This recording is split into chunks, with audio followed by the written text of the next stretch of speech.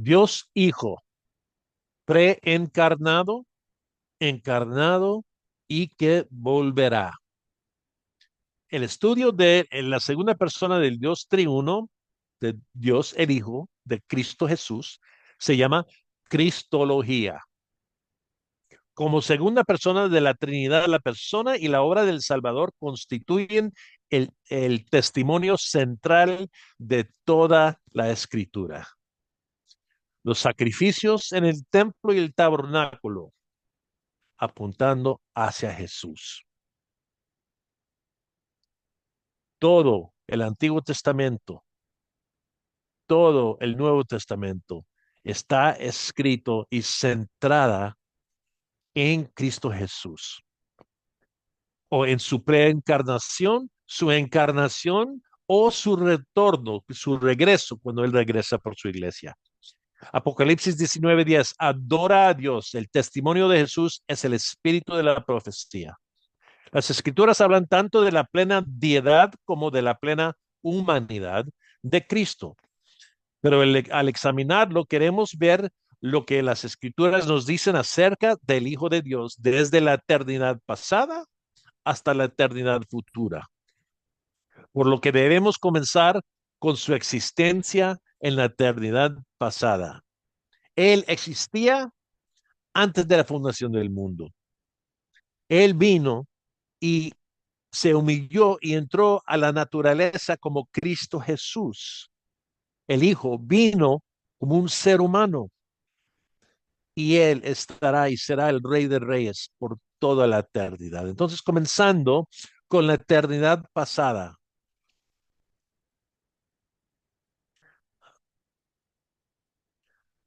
A lo largo de las escrituras hemos aprendido acerca del ser y las personas de la Trinidad, cada una de las cuales es plenamente Dios, al tiempo que interactúan como tres personas distintas. La segunda persona se describe como con Dios. Recuerda Juan 1, ¿verdad? En el principio era el verbo y el verbo estaba con Dios y el verbo era Dios, lo que significa que que es distinta como identidad separada dentro de la Trinidad. ¿Qué tipo de preexistencia tenía Cristo antes de su encarnación? Cristo residía en el cielo, vino a la tierra desde el cielo en el momento de la concepción milagrosa de su naturaleza humana en el vientre de la Virgen María, habiendo sido enviado por la primera persona de la Trinidad, Dios Padre, con el propósito de la redención. Cristo existía antes de la creación y de hecho las escrituras lo identifican como el agente de la creación. Colosenses 1:16, todo ha sido creado por medio de él y para él. Juan 17:5, él poseía la gloria divina antes de que existiera el mundo. Juan 1:1, él es eterno en su naturaleza y existencia. Hebreos 1:10 al 12, también tú, Señor, en el principio pusiste los cimientos de la tierra y los cielos son obras de tus manos, ellos perecerán, pero tú permaneces y todos ellos como una vestidura se envejecerán y como un manto los enrollarás, como una vestidura serán mudados, pero tú eres el mismo y tus años no tendrán fin. El Hijo Eterno de Dios, Cristo es identificado como Dios poderoso y Padre eterno. La perfecta igualdad y eternidad que existía entre el Padre y el Hijo puede ser confusa y ha dado lugar a dos puntos de vista: la filiación eterna y la filiación encarnada. La filiación encarnada, esto es un punto de vista equivocado, concluye que la filiación indica el lugar de sumisión voluntaria al que Cristo se rebajó en su encarnación. La filiación eterna considera que el título Hijo de Dios se aplica a Cristo para mostrar su igualdad con Dios. y su deidad esencial, no su sumisión voluntaria al Padre. Juan 5:18 demuestra que los líderes judíos entendían que afirmar ser el Hijo de Dios era afirmar la deidad. Cuando él se dijo, yo soy el Hijo de Dios, él estaba diciendo, yo soy Dios. Por lo tanto, era blasfemo.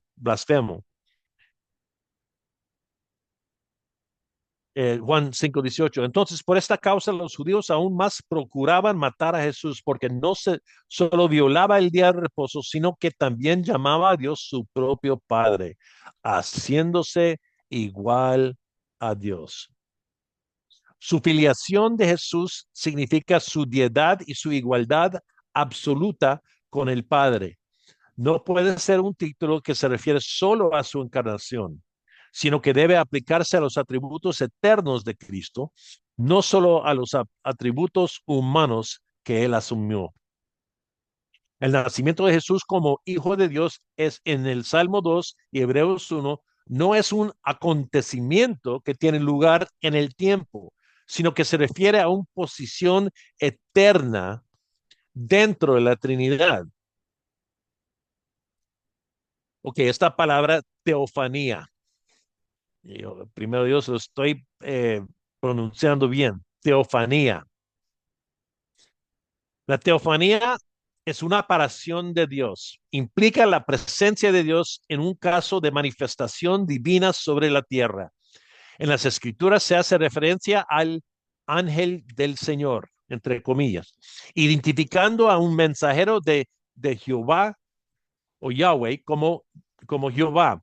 Véase Génesis 16 y ahí están los versículos ahí. Cada teofanía revela algo sobre Dios y su voluntad para el destinatorio de la manifestación de su presencia. Cuando es la segunda persona la que aparece, vemos a Cristo apareciendo en forma humana antes de su nacimiento. Esto es una teofanía. Estas apariciones deben haber sido del Hijo en el Antiguo Testamento, porque el Nuevo Testamento nos dice que nadie ha visto al Padre. ¿Ves? Tenemos que entender que cuando Dios se manifestó en forma presente y visible en el Antiguo Testamento, eso fue el Hijo Cristo. Cristo se apareció a Job, a Abraham, a Sara, Agar, Jacob, Moisés, Josué, Gedeón, Manoah y su esposa, Isaías, Sadrach, Mesach y Abednego, junto con en español Nabucodonosor. El ángel que vino y asesinó, mató 185,000 soldados asirios afuera de Jerusalén fue Cristo Jesús. Se apareció como un hombre, un ángel, fuego en la zarza ardiente, una columna de humo y fuego a Abraham y a la nación de Israel y una roca que dio agua en el desierto. Estos teofanías son el Hijo, Cristo Jesús. Isaías 6, el profeta nombrado por Dios, Isaías se enfrentó enfrente del trono de Dios y vio el rey levantado y su vestidura y los ángeles gritando, Santo, Santo, Santo. Eso fue el Cristo glorificado en toda su gloria. Las obras de Cristo Jesús en el Antiguo Testamento. Las obras de la segunda persona en el Antiguo Testamento incluyen la creación, la providencia, la revelación y el juicio. Estos son actos de la deidad que revelan que Él es Dios. Recuerda cuando estudiamos los atributos de Dios, los comunicables y los incomunicables. Jesucristo, Dios, el Hijo, tiene todos estos atributos y características. Su providencia es el cuidado de Dios sobre su creación. El Hijo participó en el inicio de la creación y en el plan de redención. Se le presenta como un pastor en Salmos 23 que cuida y provee para su pueblo. En Revelación, las palabras de las Escrituras son inspiradas, según Timoteo, siendo inspiradas por Dios. Por lo tanto, no son los escritores, sino los escritos los que están inspirados. El Hijo apareció a menudo en el Antiguo Testamento para transmitir un mensaje, palabras de Dios.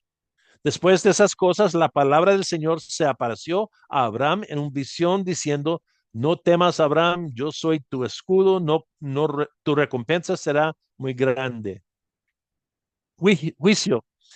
El Hijo de Dios juzgará a los malvados y los justos. Uriel, muy bien. Jacob luchó contra Jesús. Juan 5, 22 al 23, porque ni aun el Padre juzga a nadie, sino que todo juicio se lo ha confiado al Hijo para que todos honran al Hijo así como honran al Padre. El que no honra al Hijo, no honra al Padre que lo envió. Este versículo, solo este versículo, destruye a la teología falsa de los testigos de Jehová. Y como sabemos, Cristo fue profetizado en el Antiguo Testamento. Las profecías del Antiguo Testamento declaran cosas acerca de Cristo en el Antiguo Testamento antes de que Él las cumpla en el Nuevo. Jesús nos dice que las escrituras dan testimonio de mí, dice ahí en Juan 5:39. Y después de su resurrección, en el camino a Emaús, recuerda, él estaba ahí con algunos de sus discípulos, velado, ellos no lo reconocían. ¿Y qué hizo Jesús? Él no dijo, mire, soy yo. No, no. Él se los llevó a las escrituras y les explicó de las escrituras diciendo, mire, soy yo. Yo soy el cumplimiento de las escrituras. Jesús cumplió más que 300 profecías del Antiguo Testamento. 27 de esas profecías lo cumplió en solo un día, cuando fue traicionado, cuando fue levantado en el cruz de Calvario y cuando lo enterraron. 27 profecías del Antiguo Testamento de cientos y miles de años antes, Cristo Jesús se los cumplió. En su encarnación, el verbo se hizo carne. Jesús es el Dios hombre, verdadera y plenamente Dios, así como verdadera y plenamente humano. En su encarnación manifestó exteriormente su esencia divina y eterna. Filipenses 2:6, el cual, aunque existía en forma de Dios, no consideró el ser igual a Dios como algo a que aferrarse. Cristo también poseía y posee la gloria divina, por lo que el autor de Hebreos proclama que él era la representación exacta de la deidad de Hebreos 1:3. Él, Cristo Jesús, es el resplandor de su gloria y la expresión exacta de su naturaleza y sostiene todas las cosas por la palabra de su poder. Colosenses 1:15. Él es la imagen de Dios invisible, el primogénito de toda creación. Primogénito no significa, como los testigos de Jehová dicen, el primogénito, el primer nacido, no es que él fue nacido, que él fue creado. No, no, es que él tiene los derechos del primogénito. Él es el heredero de los terrenos y las propiedades y todo. Él tiene la posición de primogénito. Jesús dijo a los discípulos que si le habían visto a él, habían visto al Padre. En otras palabras, verle a él era ver a Dios. Juan 14:9. Jesús le dijo, tanto tiempo he estado con ustedes y todavía no me conoces, Felipe. El que me ha visto a mí, ha visto al Padre. Como dices tú, muéstranos el Padre. Cristo como Dios es digno de adoración. Hebreos 1:6. De nuevo, cuando trae al primogénito al mundo, dice, y lo adoren todos los ángeles de Dios. Un segundo. Ve a ti. Perdón, mi mascota, mi guardaespaldas. Cristo como Dios es digno de adoración. Filipenses 2:10, para que al nombre de Jesús se dobla toda rodilla de los que están en el cielo y en la tierra y debajo de la tierra. La segunda persona de la Trinidad no solo estaba con Dios en la creación, sino que Él mismo es Dios. La evidencia de su deidad también se ve en las instrucciones que da a sus discípulos para que le oren. En las escrituras nunca se nos instruye que oremos a nadie más que a Dios, porque la oración es una forma de adoración que incluye la adoración, la confesión, la acción de gracia y la súplica. La alabanza también es una forma de adoración y se ofrece a Cristo como Dios. Efesios 5:19. Hablen entre ustedes con salmos, himnos y cantos espirituales, cantando y alabando con su corazón al Señor. También se han incluido los himnos de la iglesia primitiva como alabanzas en Cristo. Estos son himnos que ellos cantaban. Primero Timoteo 3:16. Indiscutiblemente grande es el misterio de la piedad. Él fue manifestado en la carne, vindicado en el espíritu, contemplado por los ángeles, proclamado entre las naciones, creído en el mundo, recibido arriba en gloria. Otro versículo que pensamos que era un canto, un coro, una alabanza de la iglesia primitiva era Filipenses 2:6 al 11, el cual, aunque existía en forma de Dios, no consideró el ser igual a Dios como algo a que aferrarse, sino que lo despojó a sí mismo, tomando forma de siervo, haciéndose semejante a los hombres y hallándose en forma de hombre, se humilló él mismo, haciendo obediente hasta la muerte y muerte de cruz. Por lo cual exaltó hasta lo sumo y le dio, perdón, y Dios también confirió el nombre que sobre todo nombre, para que al nombre de Jesús se dobla toda rodilla de los que están en el cielo y en la tierra y debajo de la tierra. Y toda lengua confiese que Jesucristo es Señor, para la gloria de Dios Padre.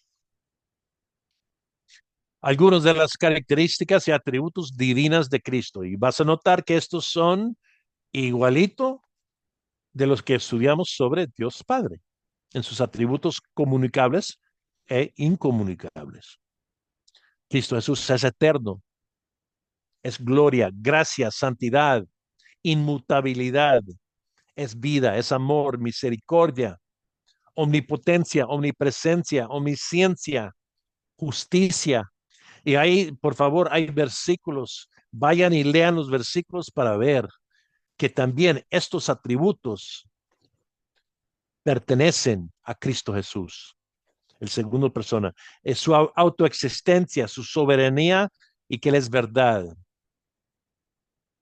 En las escrituras tenemos títulos divinos que son dados al Hijo de Dios, a Cristo Jesús. Se llama el Señor de los ejércitos, el Señor Adonai, Emmanuel, Dios con nosotros, Padre eterno, Dios poderoso, consejero admirable, Yahweh, Jehová, creador, el Hijo de Dios, el Santo, el gran yo soy. También es nombrado Dios. Jesús tiene el nombre del autor de la vida, el Señor de la gloria, el bendito y único soberano, el todopoderoso, el alfa y omega. Todos los nombres que también Dios Padre utiliza y que pertenecen a Él, pertenecen a la segunda persona del Dios triuno, Cristo Jesús, el Hijo. Esta palabra en griego es kenosis. En su encarnación, Cristo cedió voluntariamente el ejercicio independiente de sus atributos divinos a la voluntad del Padre. Y ya hemos leído Filipenses. Haya pues en ustedes esta actitud como también en Cristo Jesús, el cual, aunque existía en forma de Dios, no consideró el ser igual a Dios como algo que aferrarse, sino que él mismo, se despojó a sí mismo tomando forma de siervo, haciéndose semejante a los hombres. El término en griego para se despojó a sí mismo es que no o vaciarse, un acto voluntario de convertirse en esclavo o dulos, como un estado continuo de ser durante un tiempo. Cristo se despojó a sí mismo al rebajarse de Dios a la humildad, a la humanidad, y se humilló al rebajarse de la humanidad a la muerte.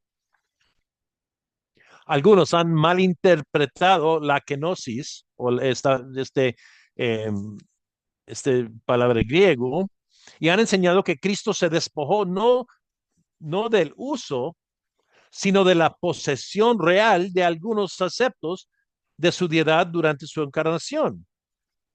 Muchos que dicen que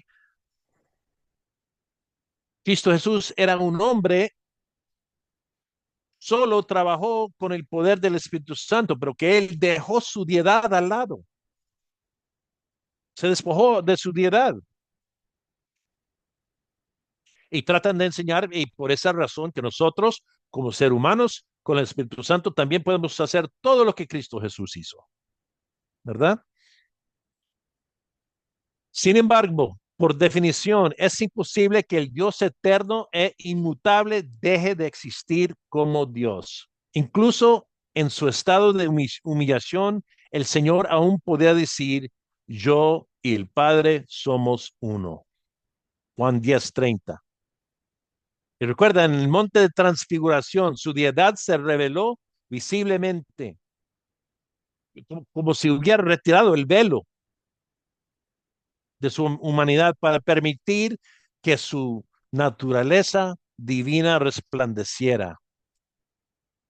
Por lo tanto, no se despojó de ninguna parte de su deidad ni de sus atributos divinos, sino que limitó su uso bajo la dirección del Padre. Él se despojó a sí mismo al tomar la naturaleza humana, no vaciándose de partes de su naturaleza divino, sino añadiendo a sí mismo las limitaciones de la verdadera y plena humanidad.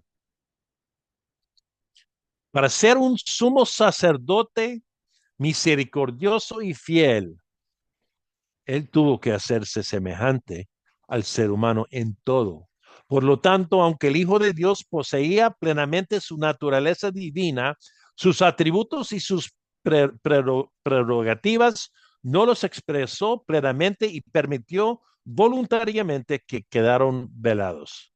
Por eso leemos que Cristo lloró, Cristo estaba cansado, Cristo tuvo que ayunar, que comer, tuvo que descansar. En ocasiones lo expresó según la voluntad del Padre, leyendo la mente de las personas, realizando milagros y revelando su poder y gloria. En todo momento, Cristo mantuvo la igualdad con Dios.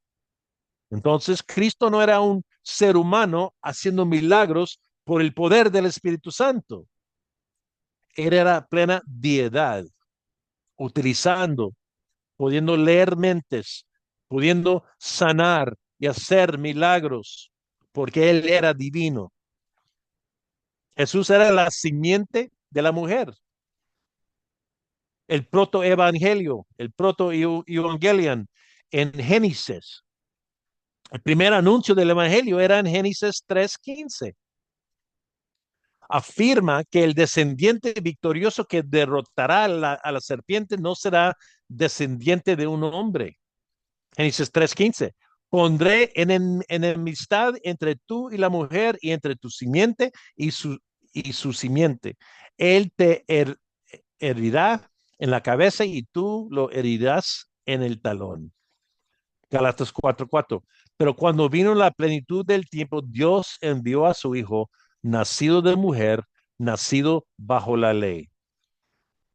Al omitir cualquier relación con Adán, Dios no nos está diciendo que el descendiente prometido no participará en el defecto, en el pecado de Adán. 1 Corintios 15. Porque ya que la muerte entró por un hombre, Adán, también por un hombre vino la resurrección de los muertos, porque así como en Adán todos mueren, también en Cristo todos serán vivificados. Tanto el primer Adán como el segundo Adán, Jesús, fueron engendrados por Dios. Lucas 3:23, cuando Jesús comenzó su ministerio tenía unos 30 años, siendo como suponía hijo de José, Cainán de Enos, Enos de Set, Set de Adán y Adán de Dios. También en Mateo 1:22, todo esto sucedió para que se cumpliera lo que el Señor había hablado por medio del profeta diciendo, miren, la Virgen concebirá y dará a luz un hijo y le pondrán por nombre Emmanuel, que traducido significa Dios con nosotros. Y Isaías 7:14, por tanto el Señor mismo les dará este señal, miren, una virgen concebirá y dará a luz un hijo y le pondrá por nombre Emmanuel. Si Mateo o Lucas no son confiables cuando nos hablan del embarazo de María, entonces su historia sobre Jesús vuelve sospechosa. Si Jesús no hubiera nacido sin descendencia masculina humana, entonces no podría haber sido sin pecado y por lo tanto no podría haber sufrido como sustituto de los hombres y mujeres caídos ante Dios. El nacimiento virginal permite la preexistencia de de la segunda persona de la Trinidad. Jesús existía antes de la concepción milagrosa. Él existía como el Hijo y nació como un niño. Isaías 9:6, porque un niño nos ha nacido, un hijo nos ha sido dado. La doctrina católica romana propone que María fue concebida milagrosamente, que fue virgen perpetua y fue asumida al cielo sin morir. Según las escrituras, María era una pecadora que necesitaba un salvador, al igual que el resto de nosotros. Todos han pecado, no hay nadie bueno sino solo Dios. Y también María no fue virgen perpetua. María y José tuvieron otros hijos. Marcos 6:3. ¿No es este el carpintero, el hijo de María y hermano de Jacobo, José, Judas y Simón? ¿No están sus hermanos aquí con nosotros? Y se escandalizaban a causa de él. Su hermano Judas era conocido como Judas y escribió la epístola de Judas.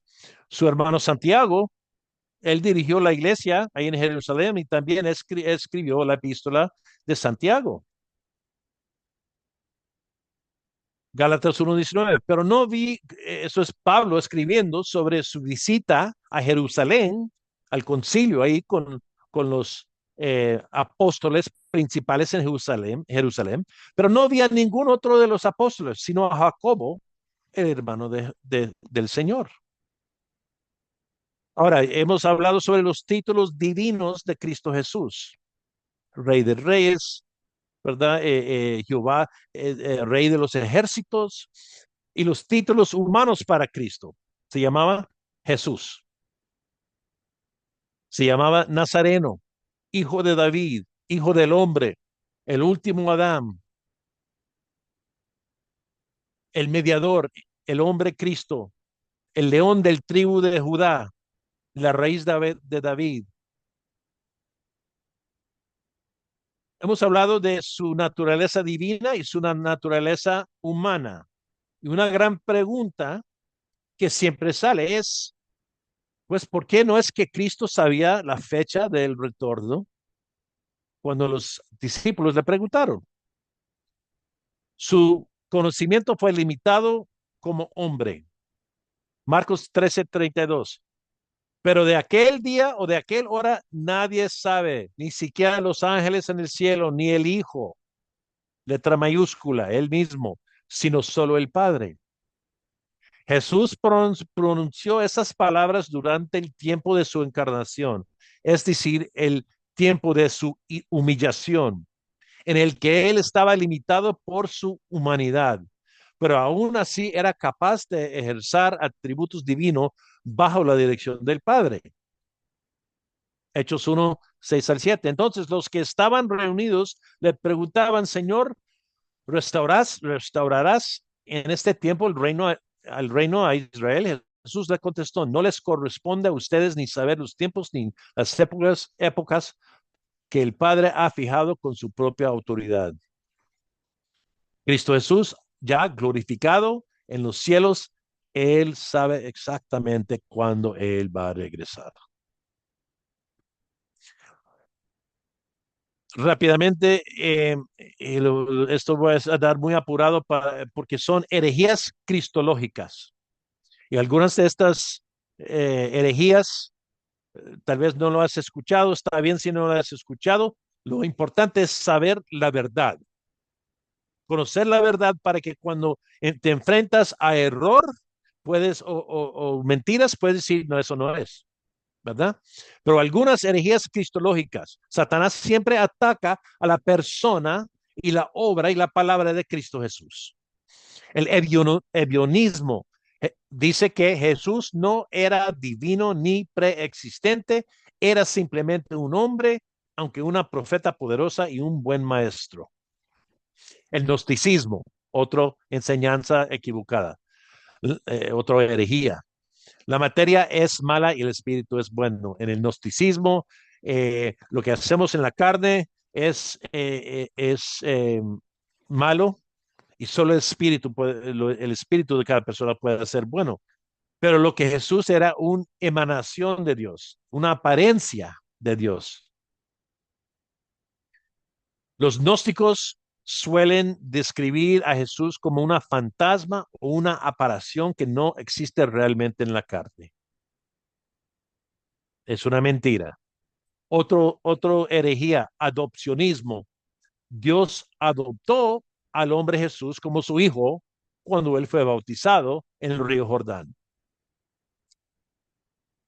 Esto niega la Trinidad y es un ejemplo de una herejía que hemos hablado antes, se llama modalismo, que hay un Dios y él se manifiesta en tres personas, que no es un Dios tres personas distintos, que el modalismo enseña que es solo un Dios y él se comporta como el Hijo a veces y a veces él es el Espíritu Santo, entonces eso como en modos, eso es el modalismo. Otro herejía, el docetismo. Cristo era divino pero no humano, solo parecía humano, no tenía cuerpo, no podía morir y era una ilusión. El arianismo, Cristo era un ser creado, no igual a Dios en esencia o ser. Esto es la herejía de los testigos de Jehová, los atalayas. Apolinarismo, Cristo era divino y poseía un cuerpo real, pero era solo Dios disfrazado de carne humana. Estaba en el cuerpo, pero no lo consideraba suyo, como él era como un, eh, a ver, parásito, que él entró a un cuerpo y tomó carga de ese cuerpo, que no, él no vino y que no era ser humano y Dios eterno. El nestorianismo, otra herejía, afirmaba que cada naturaleza dictaba una persona individual, por lo que Jesús era dos personas con dos naturalezas en un solo cuerpo. Jesús no era Dios en carne humana, sino que en virtud de su nacimiento virginal era un ser humano deificado. Entonces ves que es muy fácil, si no comprendemos la verdad, que es muy fácil, que si no entendemos estas verdades de las escrituras, que muy pronto podemos desviarnos a enseñanzas falsos. Y esta voy a tratar de pronunciarlo, eutuquianismo, eutuquianismo. Fusionaba las naturalezas divinas y humanas en una sola naturaleza que era ni plenamente Dios ni plenamente hombre, sino un tercer híbrido de las dos. Entonces, que Jesús era 50% Dios y 50% hombre, no 100% Dios y 100% hombre como la palabra describe. El monifitismo. Cristo solo tenía una naturaleza, su naturaleza divina, y no tenía naturaleza humana. El montelismo afirma que Jesucristo poseía dos naturalezas, divina y humana, pero solo una voluntad. Y después del primer siglo, los concilios, y esto es cuando estudias la historia de la iglesia, vas a aprender muchas de esas cosas. El concilio de Nicea, el concilio de Constantinopla, el concilio de Efesio. Entonces, el concilio, para hacerlo en breve, el concilio de Nicea afirmó la revelación de las escrituras de que Jesús era verdaderamente Dios. Eso fue en el año 325. En el año 381, el concilio de Constantinopla, primera, defendió la deidad de Cristo en opción al arianismo y el apolinarismo, que acabamos de ver que son herejías. El concilio de Efesios defendió las dos naturalezas de Cristo contra el nestorianismo. El concilio de Calcedonia acordó que Jesús era al mismo tiempo humano y divino, lo que implicaba una unión hipostática de las dos naturalezas sin confusión, cambió división o separación. Esta unión de sus dos naturalezas mantiene su deidad sin disminuir a su humanidad, sin exaltar. La encarnación se refiere al concepto completo de Dios manifestándose en carne humana. El nacimiento virginal constituyó el medio por el cual se llevó a cabo la encarnación. La unión hipostática se hizo realidad mediante la encarnación. Entonces, veamos que en el año 325, bueno, en el primer siglo, Juan, en sus tres epístolas, y Pablo estaba ya pronto, 30 años después de la muerte de Jesús, ya estaba metiendo estas herejías, y Juan estaba eh, eh, caucionando a las personas de los gnósticos. También Pablo habló sobre los gnósticos.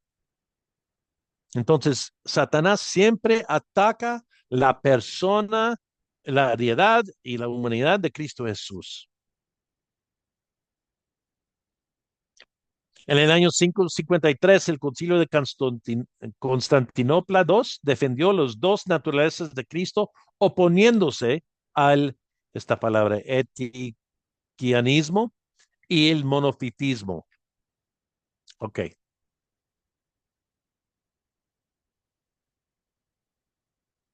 Cristo ascendió, está sentado a la diestra de Dios Padre, intercediendo por los que son de Él, los suyos, y regresando. Ahora mismo Cristo está sentado a la diestra de Dios Padre. Las escrituras enseñan que Cristo ascendió al cielo para sentarse a la diestra de Dios Padre, habiendo terminado su obra. Vino a esta tierra, hizo su obra de redención, regresó y está sentado, ya diciendo, cuando él murió, dijo, consumado es. La deuda ya está pagada y ahora él está sentado. La obra de redención ya está terminada. Y esta enseñanza es esencial porque está asociada con la superioridad del Hijo de Dios. Hebreos 1:1. Dios habiendo hablado hace mucho tiempo, en muchas ocasiones y de muchas maneras a los padres por las profetas, en estos últimos días nos ha hablado por su Hijo, a quien constituyó heredero de todas las cosas, por medio de quien hizo también el universo. Él, Cristo, es el resplandor de su gloria y la expresión exacta de su naturaleza, y sostiene todas las cosas por la palabra de su poder. Después de llevar a cabo la purificación de los pecados, el Hijo se sentó a la diestra de la majestad en las alturas. Si quieres conocer quién es Jesús y su trabajo ahora, aunque está sentado como alto y sumo sacerdote, lea el libro de Hebreos. Jesús cumplió sus declaraciones partiendo físicamente de la tierra y ascendiendo al cielo desde el monte de los olivos. El Padre lo recibió en su gloria. Primera Timoteo 3:16. Y Cristo ahora está sentado, gobernando y reinando en el trono del Padre. A su diestra, el trono del reino universal y eterno de Dios. Podemos recordar la visión de Esteban cuando le estaban tirando piedras y ahí estaba Saúl de Tarsus manteniendo la ropa de los que estaban matando a Esteban. Él tuvo una visión, una vista directa hacia Cristo Jesús, sentado en su gloria. Al sentarse a la diestra de Dios, Jesús se sienta en el trono de su padre David. Él es el Mesías de Israel, el más alto de los reyes de la tierra y cumplimiento y el cumplimiento de las promesas del Señor de mantener a la descendencia de David en el trono para siempre. No No estamos, estamos, no no estamos, estamos, okay, Neko. Okay. No, no estamos esperando a que Jesús entre en su reino mesiánico. Él ya lo disfruta ahora. Todos sus enemigos están siendo sometidos bajo sus pies a medida que se predica su evangelio y se expanda su reino. El ministerio de intercesión de Cristo Jesús. El ministerio actual de Cristo en la gloria en nombre de su pueblo se manifiesta en su intercesión celestial en su favor. Romanos 8:34. ¿Quién es el que condena? Cristo Jesús es el que murió, sí, más aún el que resucitó, al que además está a la diestra de Dios, el que también intercede por nosotros. Imagínese, si usted podía escuchar del otro cuarto, del pared, de una puerta, escuchando a Cristo Jesús orando, intercediendo por ti, jamás tendrás temor, jamás tendrás vergüenza, jamás tendrás eh, miedo de evangelizar o andar en cualquier parte. Hebreos 7:25, por lo cual Él también es poderoso para salvar para siempre a los que por medio de Él se acercan a Dios, puesto que vive perpetuamente para interceder para ellos. Dios, Cristo Jesús, como Dios nos ha enviado, nos ha dado un mandamiento. Sus últimas palabras en esta tierra fueron ¿cuáles? Toda autoridad me ha sido dado en el cielo y en la tierra. Vayan pues y hagan discípulos de todas las naciones, bautizándolos en el nombre del Padre, del Hijo y del Espíritu Santo, enseñándoles a guardar todo lo que les he mandado. Y recuerden, yo estoy con ustedes todos los días hasta el fin del mundo.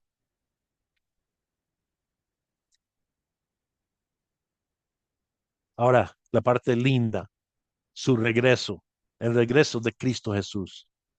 La esperanza de la iglesia descansa o permanece en la promesa del regreso de Cristo Jesús. ¿Cuántos aquí están esperando el retorno de nuestro Señor Jesucristo? Yo por Amén. seguro, yo por seguro. Maranata, que sea hoy, Señor. Tenemos motivos para esperar y debemos animarnos y edificarnos unos a otros con respecto a su venida. Este pasaje es poderoso. ¿Tienes alguien que está, un hermano o hermana que está enfermo, que esté desanimado, que está en depresión, que está pasando por tribulaciones o tiempos difíciles? Anímalos, edifícalos con estas palabras. Primera Tesalonicenses 4:13. Pero no queremos, hermanos, que ignoren acerca de los que duermen para que no se entristezcan como lo hacen los demás, que no tienen esperanza. Porque si creemos que Jesús murió y resucitó, así también nos traerá con él a los que durmieron en Jesús. Por lo cual les decimos esto por la palabra del Señor, por nosotros los que estamos vivos y que permanezcamos hasta la venida del Señor, no pereceremos. Y los que durmieron, a los que durmieron, precederemos a los que durmieron. Pues el Señor mismo, Cristo Jesús, descenderá del cielo con voz de mando, con voz de arcángel y con la trompeta de Dios, y los muertos en Cristo se levantarán primero. Entonces nosotros, los que estamos vivos y que permanezcamos, seremos arrebatados juntamente con ellos en las nubes al encuentro del Señor en el aire. Y así estaremos con Él siempre. Por tanto, confórtense unos a otros con estas palabras. Hermanos y hermanas, esto es nuestra esperanza, esto es nuestro motivo por seguir evangelizando, esto es nuestro motivo por andar en santidad, por discipular a otras personas, porque Cristo viene por su iglesia y queremos estar haciendo el trabajo de Él cuando Él regresa. Y no sabemos cuándo va a ser, no sabemos. Día, noche, no, no sabemos,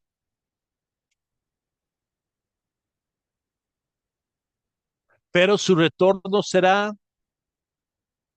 una demostración ruidosa con fanfaria, no sé fanfaría, no sé cómo se pronuncia. Una demostración ruidosa, todo ojo lo verá,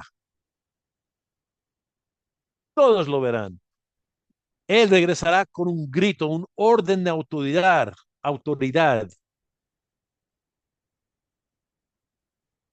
por la voz de un arcángel, con un toque de un trompeta. Ya se ha cumplido todo. Solo debemos estar escuchando o esperando el sonido de las trompetas. Y los muertos resucitarán. Seremos arrebatados juntos en las nubes para encontrarnos con el Señor en el aire. Y ahí hay versículos que pueden ir para verlo. Así estaremos con el Señor para siempre.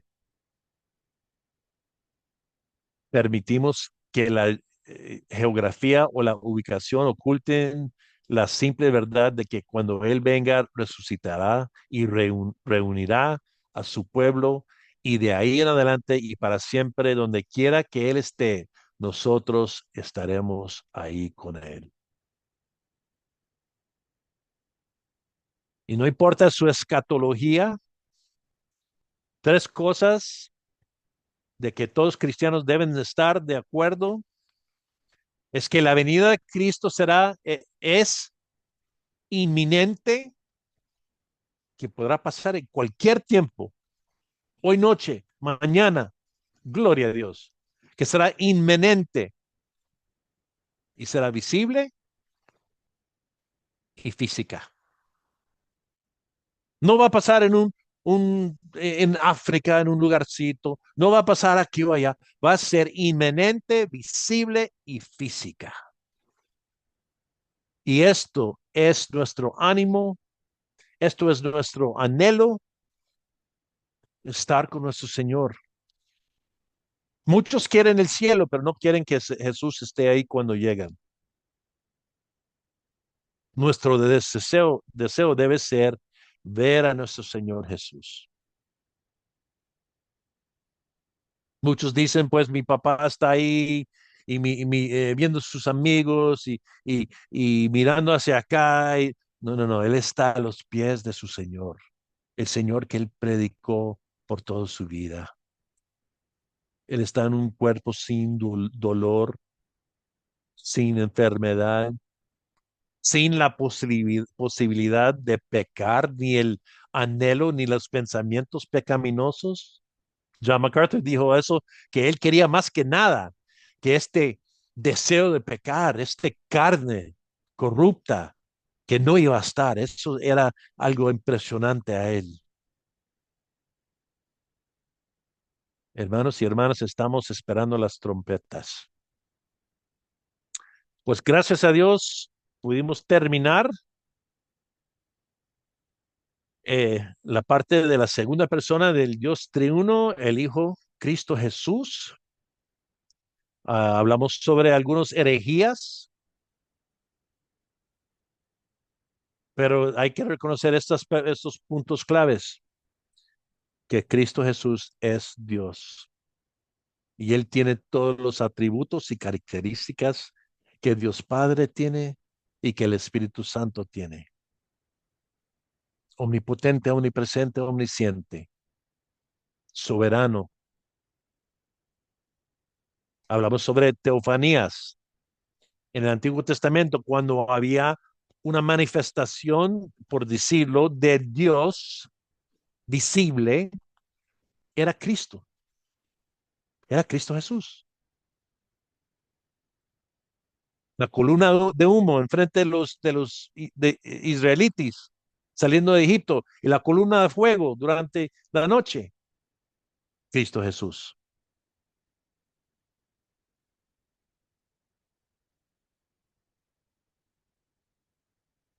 Él fue preexistente antes de la creación del mundo.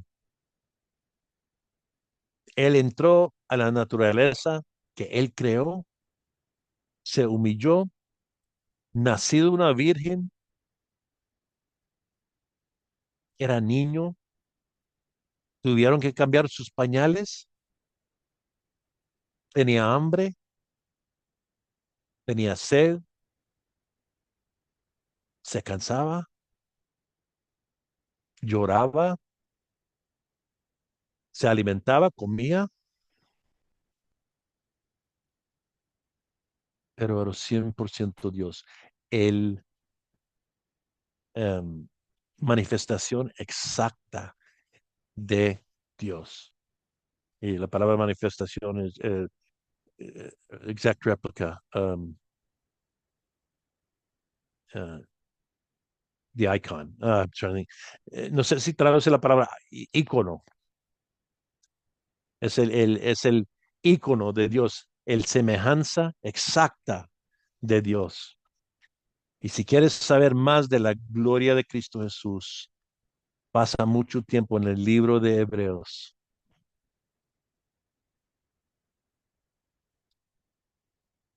Ok, pues gloria a Dios, pudimos terminar esta parte hoy noche. En la semana siguiente nos toca el tercer persona del Dios triuno, el Espíritu Santo, y sí es una persona.